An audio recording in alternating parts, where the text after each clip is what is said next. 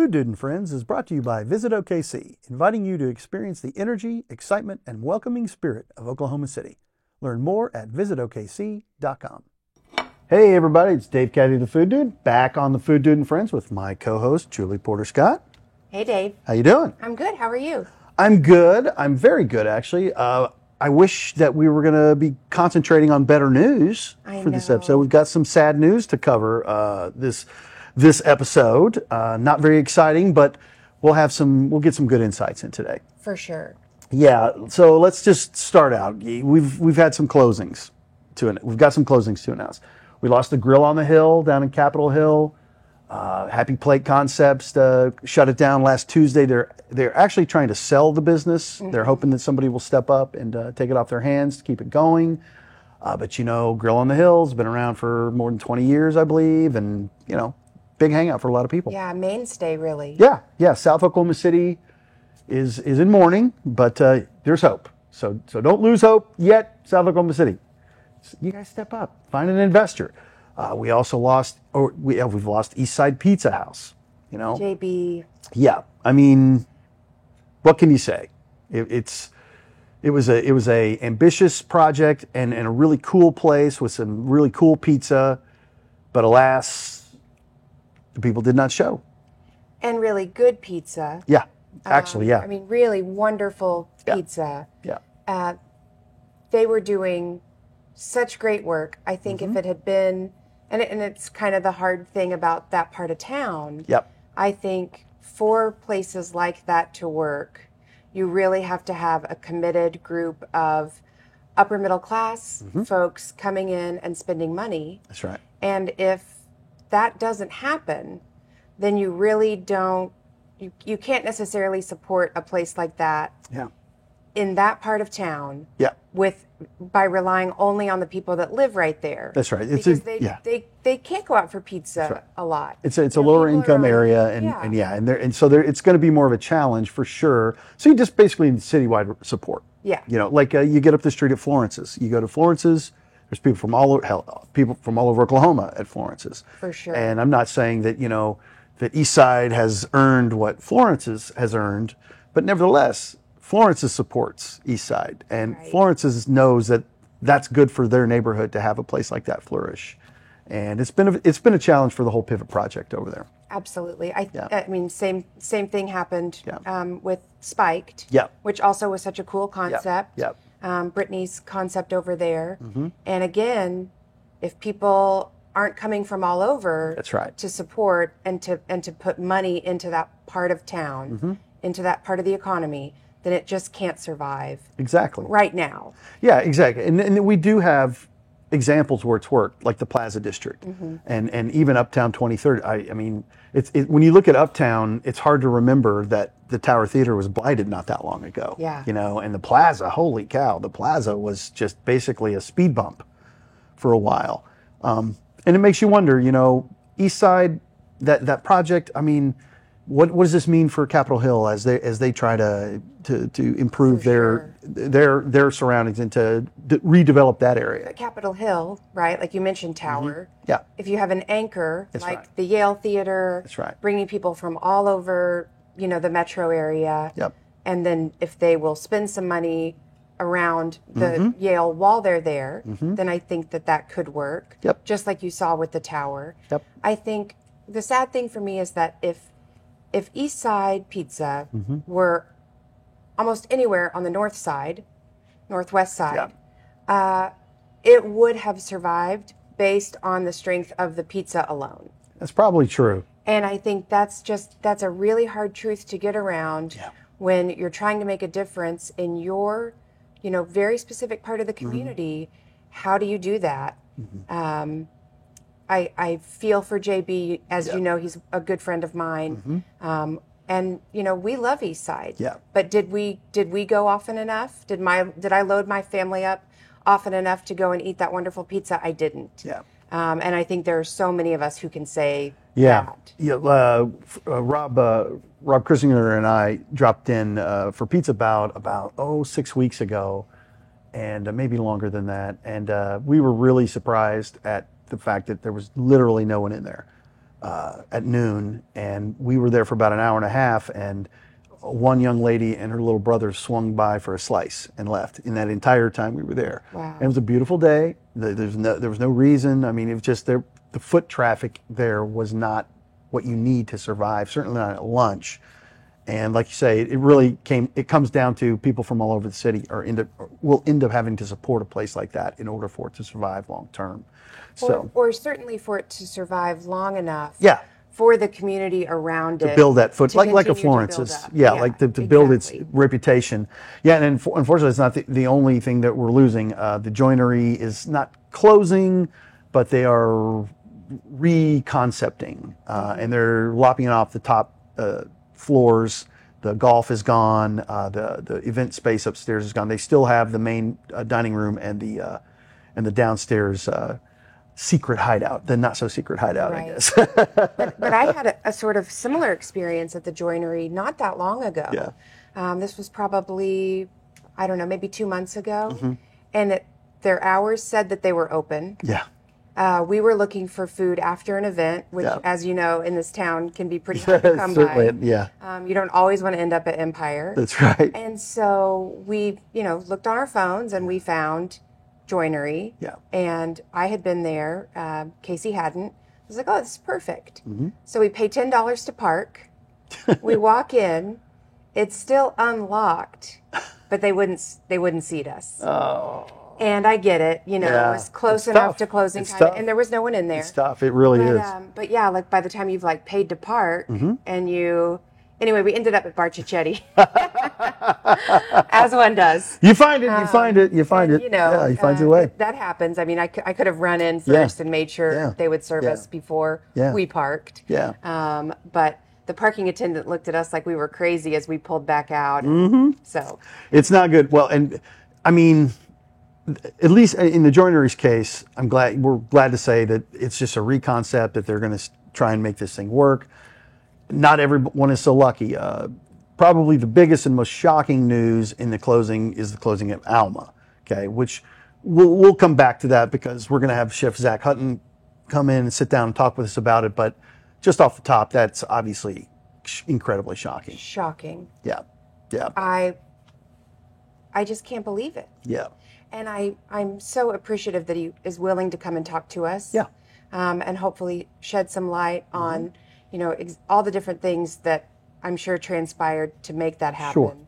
Sure. But just a wild ride for them. Yeah, it's a really, really, really unfortunate one for the city, really. I mean, it's one of those, had an opportunity to build, it's a reputation strengthener opportunity, really.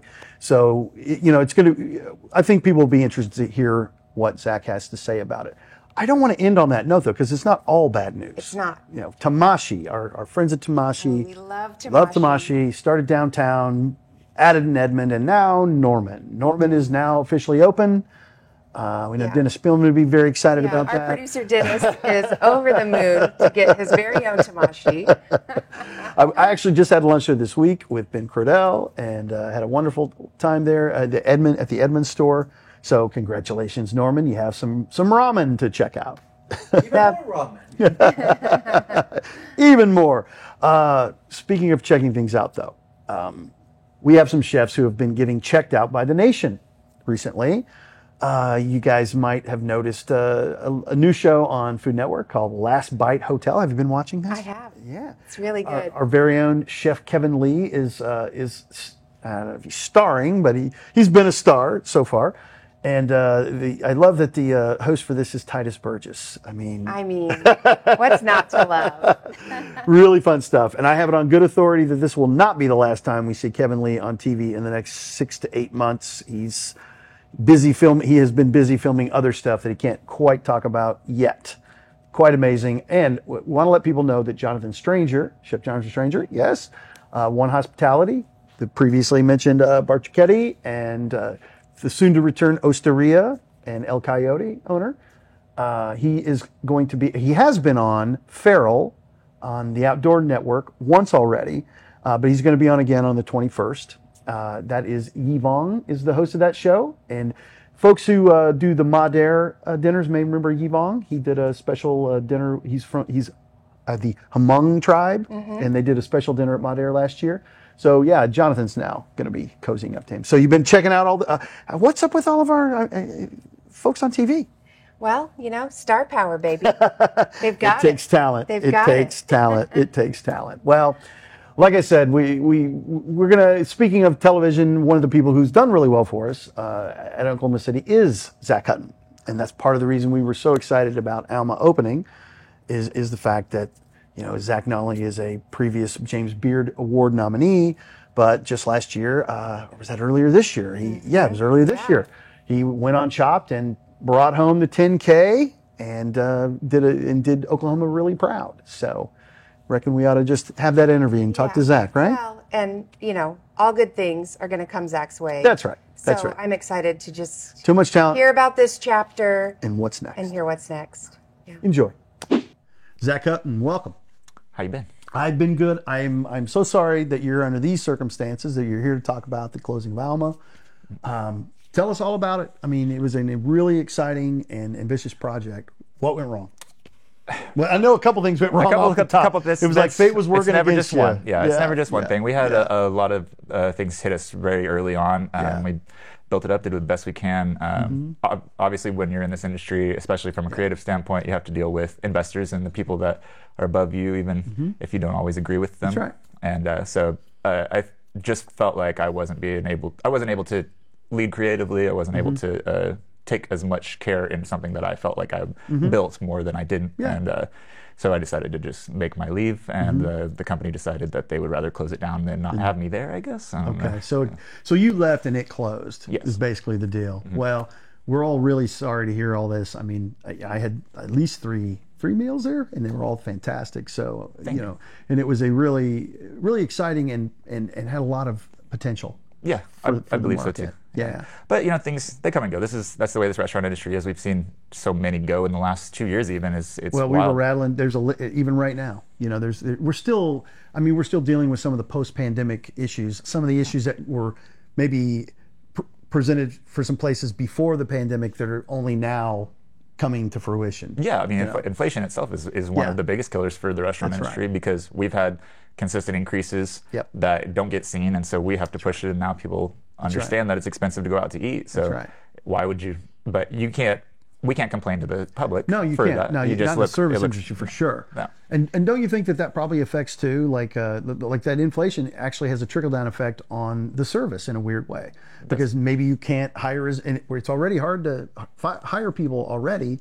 And if you can't pay them, if you don't have as much money to pay, then that's fewer people you can even hire. Yeah, and then that's the catch-22, because the less people you can afford to have in your building, the worse the service goes, the slower it gets. So when you do get busy, you create bad experiences, and then it's this cyclical, like downhill battle. And we're all trying to get away from that. So finding that middle ground between how do we make it appropriate for the crowd that we want, how do we make fill this hole in the market for fine dining, for this, for that, and not make it unattainable for our masses. Exactly, because I know you in particular are dedicated to a very specific, not super specific, but a specific style, which is you're trying to bring a little rural Oklahoma onto a fine dining plate. Yeah, and so that's a little bit of it's not a broad approach, right? And so that can have extra challenges, but you should be able to do this, right? Yeah, absolutely. And there has been a renaissance in the farm to table movement, if you will. I think Oklahoma, out of most states, we have such a wide agricultural base that there's no reason we shouldn't be doing this as restaurants in the first place. But we have a lot of things in place now, like the Oklahoma City Food Hub, which can get restaurants directly in touch with these farms. They get a delivery every week. It's basically Cisco for local, and the pricing is comparable without delivery fees and stuff. So it is getting easier, but the market hasn't tipped back towards us with the paper goods and all of these other things that people don't even think about. Chemicals. I mean, it costs $500 to $1,000 a month just to run our dish machine. That's insane. Yeah, exactly. And then that's not even counting when you do have a thunderstorm come through and blow out your lights and kill all your product and stuff like that. Guaranteed. There's no fallback. Yeah, plan. It's a tough one. So what's next? Next, we are doing as much as we can. The mission stays the same always. I always focus on Oklahoma first, and I think that the next move, well, I know that the next move is going to be at the Ice House in Edmond. We're opening a kind of oaky tapas, I think is the way we're going with it. It's going to be more snacky, more come and enjoy and sit with your friends, your family. We're also going to have, it'll be a venue as well, so upwards of 200 people, so we do live music. Yeah, that's great. For that space, that sounds perfect, because it is, I was there over the weekend and picking up some fried tacos. Shout out Fried Tacos. Did a great job. Yeah. Speaking of making your own chips and doing things from scratch, they do a lot of that. But anyway, to get in there, I had to dodge a few kids out in the fun little play area out there, which I thought was great in this case. Because it's not just one place. There's a number of places in here. Right? Yeah, it's a common space, and it's so it really isn't going to be inviting as well too. Heck, I could see you dropping off for some tapas and then going by for a taco and slice at the Wood. They got the good Detroit style pizza there. Oh yeah, Woodward Pizza. So yeah. Shout out to that. Now, what's your ETA on all this? We're hoping to open by November 1st. For there's several more concepts we're working as well with the company. Sweet. I think we're going to try to, not a restaurant group necessarily, we just want to be consulting and just trying to make food cool and approachable. Well, that's awesome. And I'd be remiss not to ask about Kayla, your lovely bride. She's doing wonderful. She's currently at home taking a nap, I believe, which is very rare for us. It's the first time she has slept since Alma opened. Oh, yeah. This is probably since Scratch opened, if you think about it. We haven't stopped running circles for this amount of time. We've been kind of going stir crazy, just sitting at the house, watching TV in the middle of the day on a Saturday is the wildest thing. It doesn't feel normal. Like, we're afraid to go out because traffic's bad. But it is a good needed break, but we're definitely ready to kick off something new already. So. That's awesome, man. Well, recharge. Take this time to recharge, and I know you will. I know you're not just sitting around, but it's. I'm sorry that this played out the way that it did, but I've told you before. I think the world of you and your talent, and you've done Oklahoma very proud. Thank you. On numerous occasions, and we are certain you'll do it again. Oh yeah, that's always in the back of my mind is what more can I do, but I'm not. It doesn't have to be for me. I think we're doing this for us, right? We're highlighting our stories, but these aren't just our stories. They're our collective. It is. It's a collective story, and that's kind of what makes it beautiful, right? Absolutely. All right, man. Love it. Thanks for coming out. No, thank you. Appreciate it. Yeah, no problem. The Food Dude and Friends is produced in partnership with KOSU Radio. Food Dude and Friends is brought to you by Visit OKC, inviting you to experience the energy, excitement, and welcoming spirit of Oklahoma City. Learn more at visitokc.com.